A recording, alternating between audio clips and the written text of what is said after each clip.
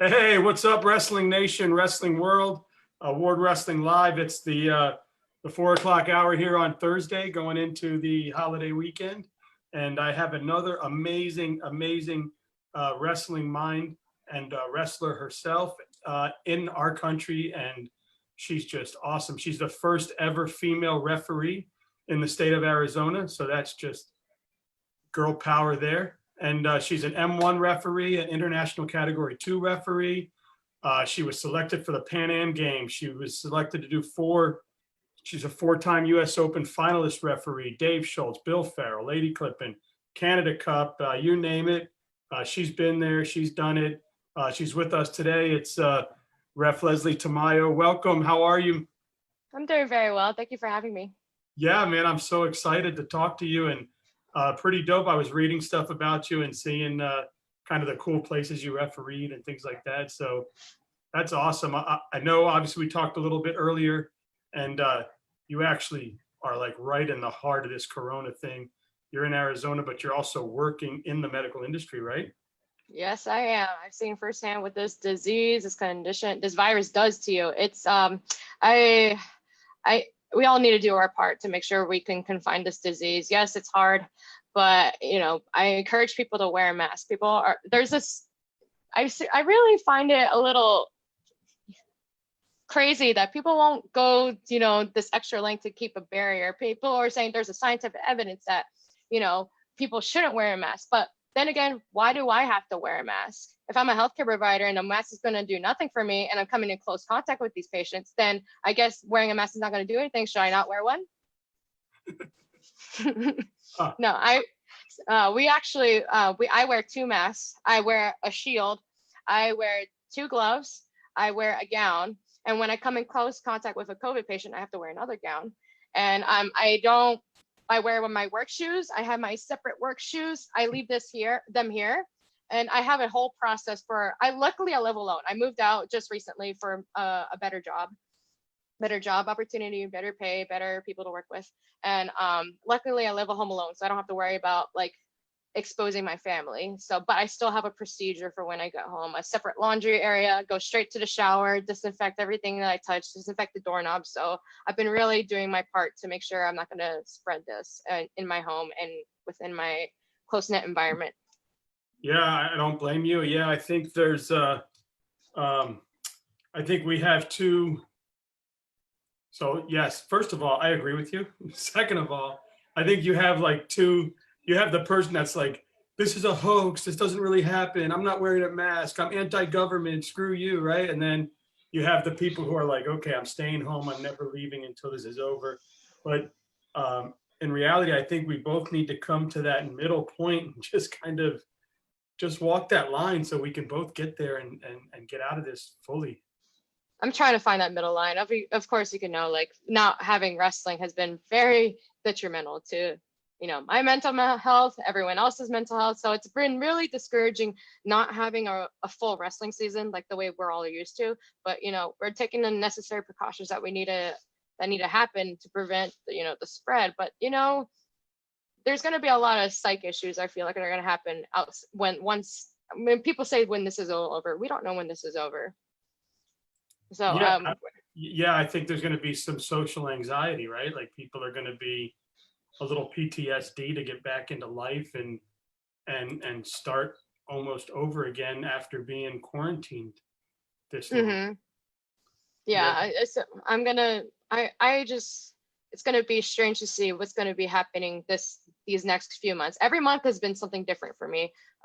March, I was fortunate enough to officiate in the last tournament of the year. It was the Women's NCAA National Championships. And thank goodness, women's NCAAs are going to look to sanction the sport as an emerging sport. So I'm really thankful for that. And then the next week, this was the most heartbreaking week of, I've ever, I haven't had firsthand experience, but NAIA, NCAA being canceled.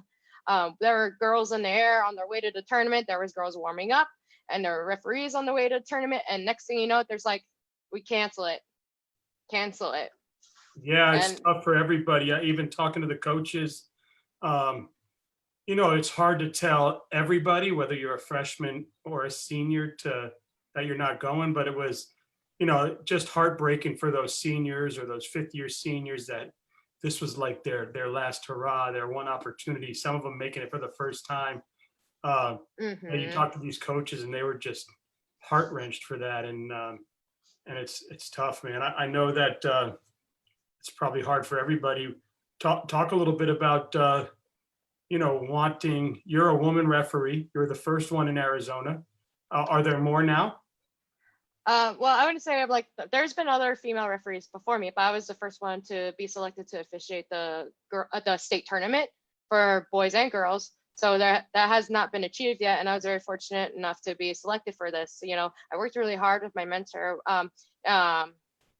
This was a goal of mine that I've been wanting to achieve. I have other goals in mind. I was really hoping for this year to show that I'm maturing and I'm getting better this year, to show in the future that I could be selected for Final X or World Team Trials or eventually the Olympic trials. So last year was very heartbreaking for me to not be selected for that, but I understand why things happened the way they did. There are some things I need to work fundamentally as a person and as a referee before I achieve that. So I was really looking forward to the achievement of being the first female referee to referee in Arizona, the state tournament. And I was hoping that energy would transpire this year, but it's going to have to wait till next year, the next couple of years, to show that I'm going to be a real deal here. And I've just, but it's not about me. I was really hoping this year to get some girls in. I had me and this other coach were going to start a clinic. We had 5 or 6 girls help out at the Arizona Fargo qualifier to referee. And we were going to do a clinic. We were going to talk about, other things that takes to be a referee. Because, putting aside gender, at the end of the day, you're a referee and you're here to do these jobs. There's some obstacles that you might have to go through to get to what you need to be at the next level. But, at the end of the day, you're a referee. And everything got pushed back. Next thing you know, you're like, oh, this is postponed till this date. This is postponed to this date. Next thing you know it, Fargo's canceled. So, and I feel bad for the other referees. There's referees that are looking for the upgrade because we have an upgrade system. So we have M3, beginner, 2, you have some skills right there. 1C, you can run a chair, and 1, you can referee at the open level. So those are the categories that referees have to go through. And there were referees looking to get their M1 upgrade and their international upgrade. Once you become an M1, you could get your international upgrade. So there are referees that have to wait an additional year to get their international and domestic upgrades. So I feel for people who have to go through that. It's going to be even longer. When you really want something, it's really going to test your ambition and stamina to wait and be patient with this whole thing. Yeah, I think for kids too, I talk to my son all the time. He had goals for this summer and he had goals for the spring, and he's doing what he can himself, but he misses the mat. But I mean, talk a little. So that's awesome. So you're working on putting clinics together to really create more women referees into the sport. So that's awesome. Creating a clinic, getting more girls involved, creates more girls out in the tournaments, creates more girls getting through the levels, and now we have girls all over the country reffing tournaments, and that would be awesome. First of all, before we get into some other questions, talk about your wrestling background for those who don't know. All right, so I started in 8th grade. I was supposed to do basketball, but I don't like basketball. So I'd go behind my parents' back and I would look at the wrestling practices and I'm like, what is this sport? It looks so cool. But I didn't have the papers. My parents didn't sign. It was kind of later in the season, but I was still roll around a little bit. Hey, I was hey, talk to the coach. Hey, can I just roll around a little bit and stuff? So he let me. I didn't compete, but I got to roll around. And then my freshman year, I was like, Dad, I don't want to do basketball or soccer. I want to wrestle. And he signed the papers behind my mom's back, and I'll give you 1 week to try it out to, see if you like it. And here I am. It's been my livelihood. I can't imagine my life without it. I would not be the person I am today if it weren't for wrestling. I probably would have dropped out of high school if it weren't for wrestling. But yeah, so I was the only girl on my team. I dealt with the obstacles with that. I trained hard for Fargo for body bar at the time, but I was always that wrestler that had a hard time getting mentally engaged. I mean, I would do good in practices, but I just wasn't mentally competent at that time. So I wrestled in college a little bit for Missouri Baptist, but it was kind of hard. I was not emotionally mature yet to leave home that quick. Some kids are, but I'm one of those kids that weren't. And I know that to this day. There were other colleges that I was looking at after that, like Waldorf, Missouri Valley, Wayland, but had a relationship at the time and I kind of put things on hold for that. I went back to school and things kind of just de-escalated from there. I thought I was going to do MMA. I found CrossFit, and all that wrestling, all that mental. I wish that I had that mental strength that I did in CrossFit, because when I did CrossFit, I was like, boom, golden. I competed in CrossFit for a little bit after that. That was like my outlet for instead of wrestling. So I became a CrossFitter after all that, and then I got hurt with CrossFit, and now I'm a yogi. Nice. And now the rest is history. You've been referenced for a while now. You're all the way up to an M1, right? You've got your international certification, and it's cool. So, man, talk about that. I got to imagine, unfortunately, I'm sure it's, you get some pushback. I mean, do you feel you have to be more firm or strict than a male referee because you're kind of held to a different standard? I know that me personally, I need to work on not showing emotion in my face. And people, as a referee, you have to have that nice, like, unbiased, no emotional face. And I'm a very animated person. Or some people would see that there's 3 referees when you're officiating, and like, when you have the whistle, the judge, and the chair, the judge will say something, and then these 2 will agree. But like, that's part of the procedure. And I think, me personally, I have to work on not getting offended by that. And so I got past that. I'm so used to, like, in folk style, when you're the only person out there. So it's me separate. It's very different philosophies. You're the only referee in folk style. Occasionally you'll get lucky if you have assistant, but then you have the 3-man mechanics with freestyle Greco. So that's me personally, what I needed to work on. Yes, I do feel like I have to work on a standard. I just have to show that, that I'm here. I mean, business. I read a little bit extra more. I watch a little bit extra videos. There are people that will make accusations like, oh, she's good for a girl, or something like that. Or like, you'll get feedback sometimes. And this is something that really triggers me. I hate it. I hate it when people tell me to smile. I mean, like, you did not tell the other. This happened to me at this regional tournament like a couple of years ago, and other female officials told me the same thing. Like, they'll give one guy all construction criticism and all that, and then they'll come to me and they'll be like, "You need to smile more. You just need to show how pretty you are." I'm just like, okay, maybe I need to work on not looking so stern, but I don't need to. You don't see referees like, "Hey, smile." I don't. No. Yeah. So I do feel like things I kind of hold to a different standard a little bit. Yes and no, but at the end of the day, just do the job. And I just gotta prove myself. You gotta prove yourself a little extra, I feel like, with, I don't know, me personally. So what are some of your long-term goals in the sport? Long-term goals. I know every referee says they want to make the Olympics. A lot of referees do. But at the end of the day, the more and more I think about it, it's not about that. I just want to show that there's going to be full gender equality in the sport. I want to live in a world where I can see, see more women in leadership positions, and it's growing. It's starting to go that way. I have other female official colleagues that are starting to, be members of the jury, be head referees of these tournaments here. But I want to see, like, female referees of, like, the head official of a Greco tournament, like, what I mean, like a head of referee at a men's freestyle tournament. So more of a gender equality, because I know what I've seen in other, like, you see in Canada or the Commonwealth Games, there was a female referee, one on each mat.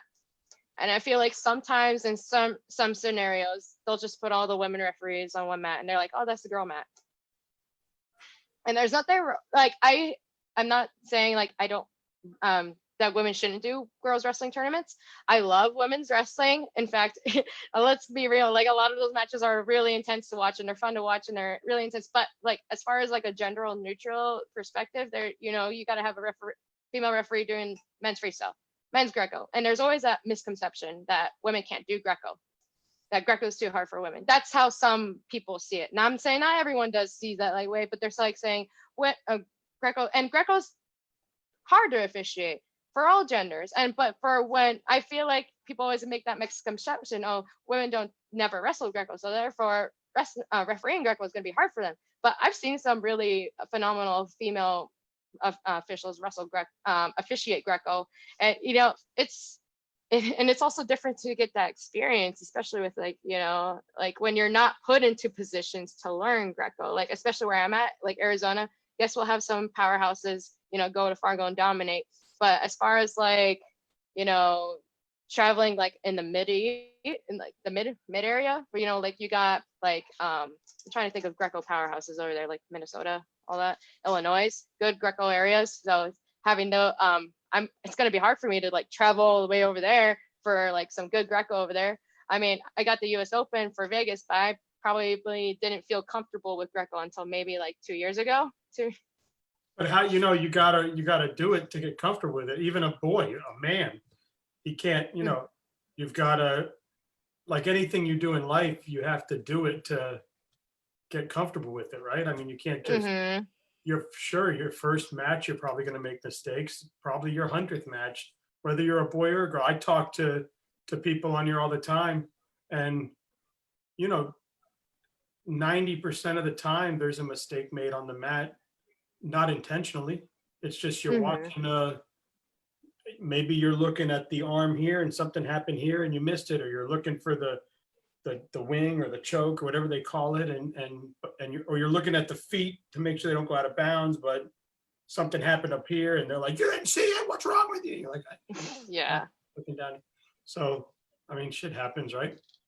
Yeah, that's awesome. Well, I think it's great, and I think women should be salt and peppered into everything in life. I don't see why not. I mean, most of the time they do it bigger, better, badder than the men do it. So, yeah, let them do their thing, and power to them. I love seeing it. I had a great girl wrestler on here the other day that she won back-to-back state freestyle boy championships in Texas. At a girl, I'm proud of her. And of course, she said it was fun to hear the parents say shit. Was it Alex? Yeah. Love her. I love her. Yeah. She's a stud. Oh my, yeah, she's a stud. I've seen her matches. I repped her before. Oh, she's impressive. I'm proud of her. She must be, because 89-0, and I mean, people get beat by mistake. Like she didn't.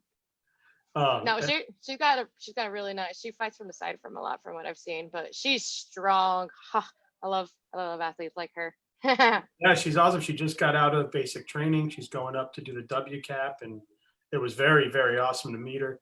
As a matter of fact, I said I got to come to Texas and get a tattoo from one of her family members. I guess they do tattoos. Oh yeah, her awesome like USA Wrestling tattoo on her shoulder. Yeah, she's a good girl. I love it. Alex, we're fans of you. Yeah, it was awesome. I loved it. All right, I got my 10 questions. You ready? Ready.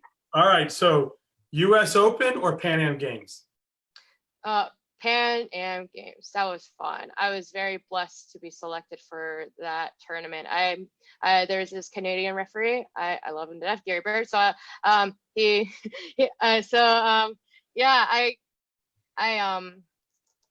helped me get selected for that tournament, and I was really happy. It was like Olympic style, Greco first, then freestyle women, and then each match is carefully selected, and they have to make sure that they're not mixing countries. Like if you have like a Brazilian wrestler, obviously a Brazilian referee can't like do that match. So each one is carefully like selected up until gold.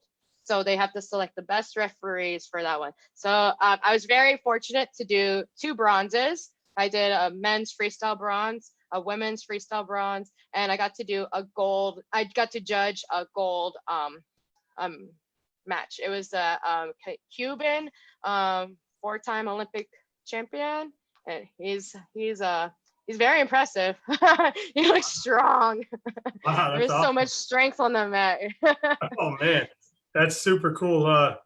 Was it Echemendia? I don't remember his Oh, name. I think he's on. I recognize the face. There's so many names. I wish I could remember them all.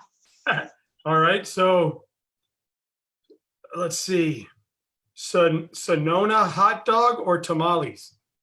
Oh, don't make me choose. Tamales, green corn tamales covered in cheese. All right, I like it. Reffing freestyle or reffing folk style? Freestyle, definitely. Even though I feel like sometimes I'm better at folk style. Don't get me wrong. I love freestyle. It's just more fun to watch. That's awesome. Chola or mesquite flour? Choya or Oh yeah, choya. that's Just don't step on it. yeah. The Dave Schultz or the Bill Ferrell? Oh, don't make me choose. I love him. Okay, I have to say Bill Ferrell because New York City has been my favorite place to visit. The wrestling was amazing. The NYAC, oh, I felt so fancy. I was like, I'm not worthy. It's so fancy. You can't wear sneakers, jeans, just to walk in the lobby, and you cannot have your phone out. Wow. It was so fancy, and like I found out what the members pay each month to just work out there. It was I don't know. I think it's over $1,000 a month. Wow, that's amazing. All right, well, Navajo tacos or pozole? Pozole. Pozole. Oh, pozole by far. Pozole with lots of corn in it. I love it. Let's see, what do we have here? Oh, Lady Kipton or Canada Cup? Dang. I love you, my Canadians, back to say with Klippan. All right. Klippan was fun. That was my first time going overseas ever. And that tournament is actually one of the oldest female wrestling tournament in the world. I read the backstory about it. It was a man, his daughter was wrestling and he noticed there was like lack of wrestling opportunity. So he started that tournament for her.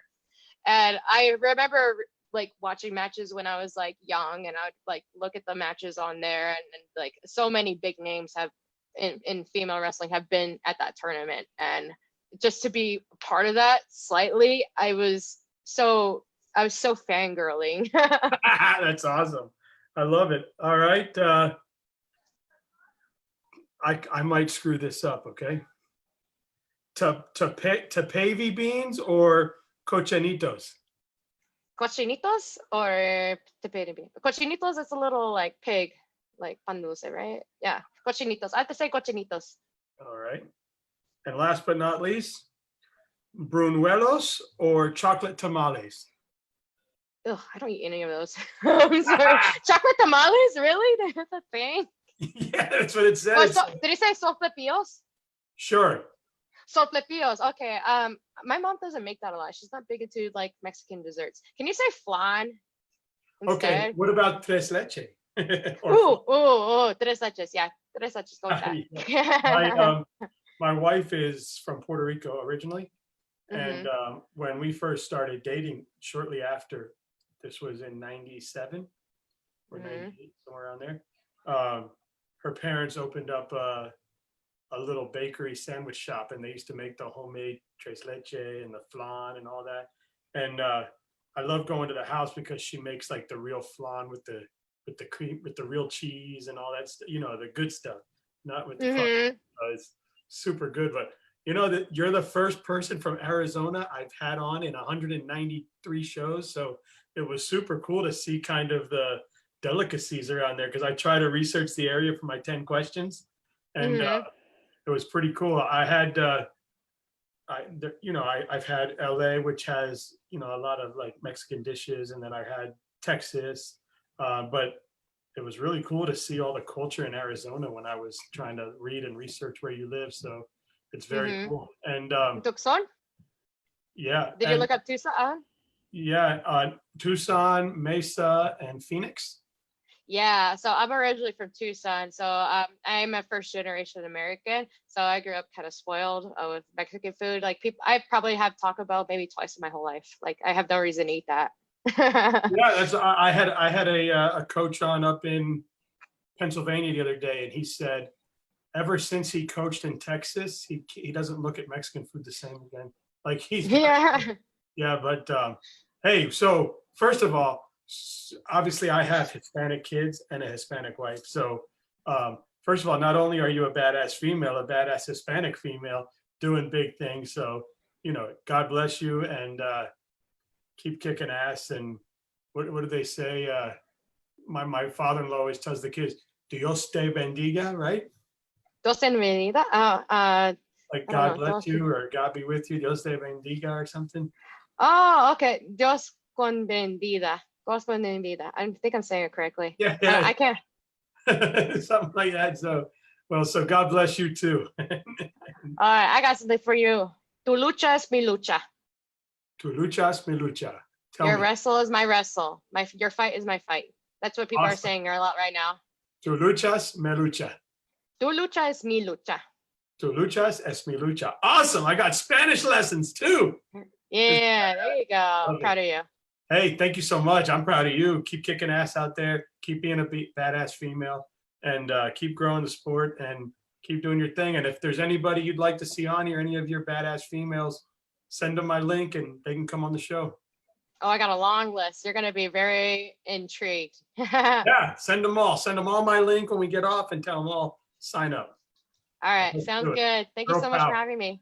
All right, Muchas thank gracias, you for señor. coming on, and please be careful in the industry you're in. I know there's a lot of people unfortunately sick and dying, so please keep doing what you're doing. God bless that you're doing that, but protect yourself. I will. I'll keep healing. All right, good to see you. See ya.